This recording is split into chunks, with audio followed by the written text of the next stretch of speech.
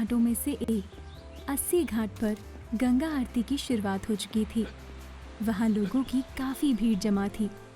इन्हीं लोगों में एक खूबसूरत सी लड़की भी थी जो हाथ जोड़े और आंखें बंद किए खड़ी हुई थी।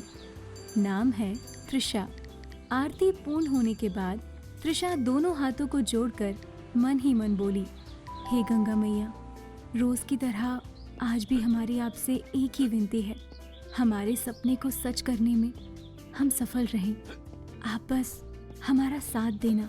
तभी उसके सिर पर किसी ने हाथ रखा और उसके कानों में आवाज आई, तुम्हारा सपना अवश्य पूर्ण होगा बेटी। तृषा ने तुरंत अपनी आंखें खोली, लेकिन आसपास देखा तो कोई भी नहीं था। तृषा के चेहरे पर मुस्कान छा गई।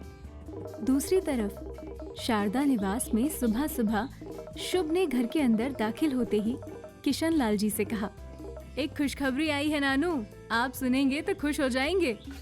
नानू ने मुस्कुराते हुए कहा, क्या खुशखबरी है भाई, जल्दी से बताओ। शुभ ने कहा, मुंबई से सिलेक्शन लेटर आया है। नानू ने कहा, सिलेक्शन लेटर? किस चीज का और किसके लिए? शुभ ने कहा, कुछ महीने पहले आपकी लाडो ने जिस फैशन डिजाइनिंग कंपटीशन में पार्टिसिपेट किया था, उसमें टॉप 10 में तृषा का नाम भी शामिल है। उसी समय तृषा ने घर के अंदर कदम रखा। उसने ये सुन लिया था। उसे अपने कानों पर विश्वास नहीं हुआ। उसने तुरंत शुभ को गले से लगा लिया। तृषा के गले लगते ही शुभ की हार्ट बीट एकदम से तेज हो गई। तभी शुभ ने खुद को संभालते हुए कहा, कल तुम्हें मुंबई जाना है क्योंकि 10 नवंबर वहाँ एंट्री करने की लास्ट डेट है। तृषा ने कहा, लेकिन कल कैसे, वो भी नानू को अकेला छोड़कर? नानू ने तृषा के सर पर हाथ फेरते हुए कहा, मेरी लाडो, अब तू जल्दी कर। वैसे भी 2-3 दिन में शारदा भी आ जाएगी, तू मेरी चिंता मत कर। शारदा का नाम सुनते ही तृषा के चेहरे से मुस्कुराहट एकदम से चली गई। शुभ ने जल्दी से बात बदलते हुए कहा, जल्दी कर त्रिशु, वरना लेट हो जाएगी। तृषा ने कहा, इतना कहकर अपने कमरे में चली जाती है। शुभ भी अपने घर चला गया, लेकिन उसे भी आराम नहीं था। उसने तृषा को कॉल किया और कहा, सुबह तुम्हें लेने आऊंगा, 8 बजे रेडी रहना, 10 बजे की फ्लाइट है, लेट मत होना। तृषा ने ओके कहकर कॉल डिस्कनेक्ट कर दी। शुभ फोन साइड में रखकर लेटते हुए खुद से बोला, मैं आज बहुत खुश हूँ कि तेरा सपना पूरा होने जा रहा है। काश मैं भी तुम्हारे साथ मुंबई जा पाता, लेकिन मेरी ये ख्वाहिश पूरी नहीं हो सकती। कैसे रहूंगा मैं तेरे बिना? मैं तो तुम्हें अभी से मिस करने लगा हूँ त्रिशु। अगली सुबह तृषा नानू से विदा लेकर शुभ के साथ एयरपोर्ट के लिए निकल गई। जब गाड़ी 80 घाट के पास से गुजरी तो घाट को देखते हुए तृषा खुद से बोली, बहुत मिस करने वाले हैं हम इसको। शुभ ने तृषा की बात काटते हुए कहा, और मुझे? तृषा ने मुंह बिगाड़ते हुए कहा, तुम्हें कौन याद करने वाला है? शुभ ने खींचते हुए कहा, भाड़ में जाओ तुमसे तो बात ही करना बेकार है। शुभ का उतरा हुआ मुंह देखकर तृषा को अच्छा नहीं लगा। उसने खामोशी तोड़ते हुए कहा, और कितना टाइम लगेगा शुभ? शुभ ने कोई जवाब नहीं दिया। गाड़ी कुछ देर बाद एयरपोर्ट पहुंच गई।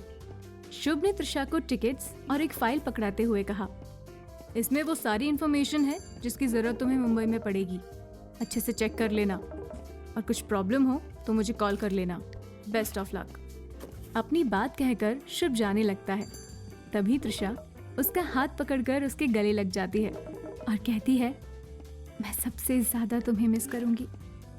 इस पूरी दुनिया में एक तुम ही तो हो जिससे मैं हर बात शेयर करती हूँ। शुभ एकटक बिना पलके झपकाए तृषा को देख रहा था। उसे समझ नहीं आ रहा था कि वो कैसे रिएक्ट करे। तृषा फिर से बोली, क्या हुआ, अब भी नाराज हो क्या? हम गाड़ी में मजाक कर रहे थे। I will really miss you, दिल से कह रहे हैं, सच्ची। शुभ ने मुस्कुराते हुए कहा, आई नो, अब तुम जाओ, तुम्हारा इनाम अनाउंस हो रहा है। तृषा आगे बढ़ जाती है और पलटकर शुभ को हाथ हिलाकर बाय करके जाने का इशारा करते हुए अंदर चली जाती है। शुभ तब तक उसे देखता है जब तक वो उसकी आंखों से ओझल नहीं हो जाती। फिर शुभ भी धीमे कदमों से बाहर निकल आता है। त्रिशा को खुद से दूर जाता महसूस कर उसकी आंखों में नमी आ गई थी। करीब 4 घंटे के बाद त्रिशा की फ्लाइट मुंबई लैंड हो गई।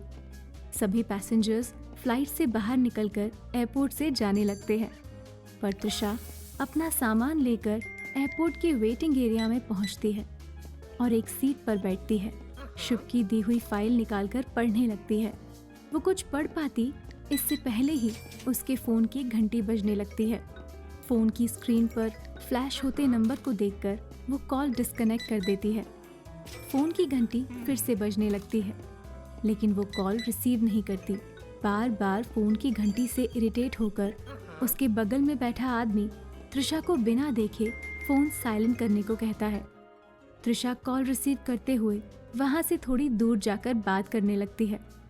कुछ देर बाद त्रिशा वापस आती है और अपना सामान लेकर जाने लगती है। तभी उसकी नज़र लगेज पर पड़ती है, जो कि उसका नहीं था।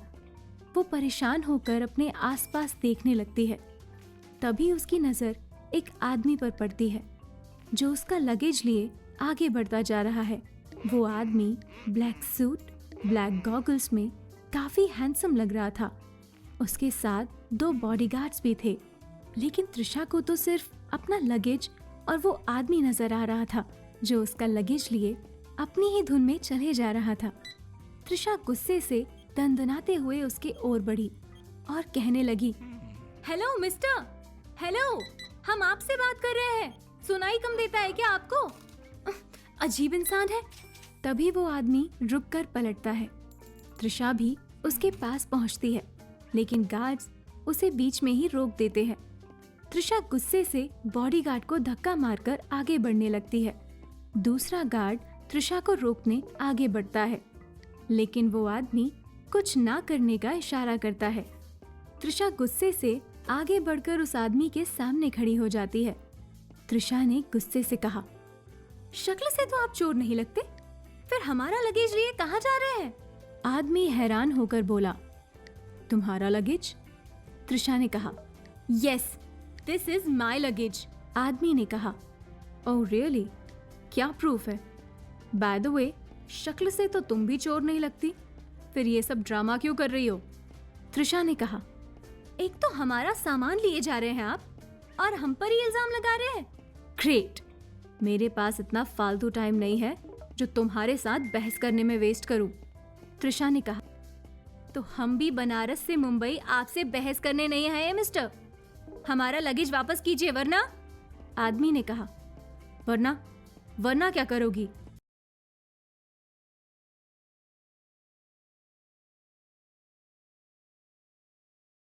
कॉलर पकड़ते हुए कहा, देखो, इससे ज्यादा शराफत से बात करना हमें नहीं आता।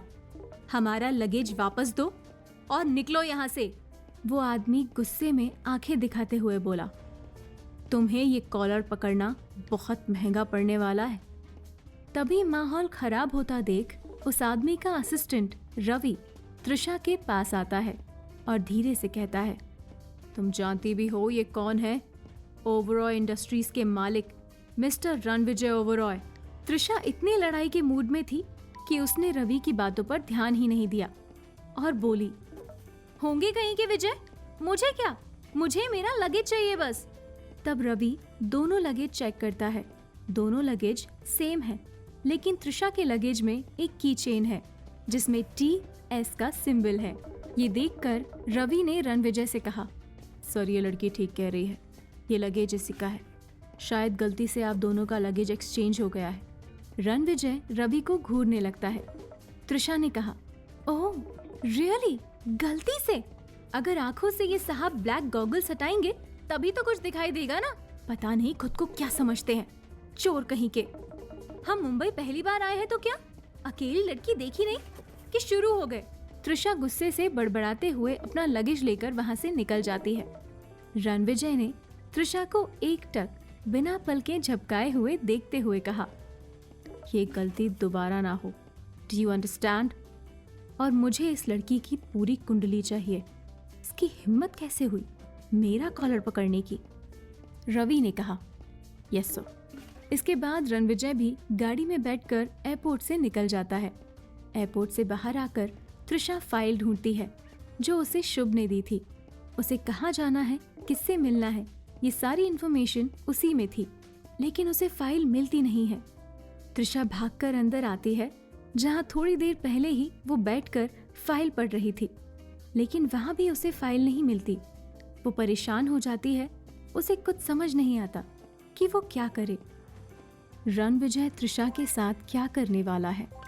बिना फाइल के त्रिशा मुंबई में कैसे इकट्ठा करेगी सारी इंफॉर्मेशन?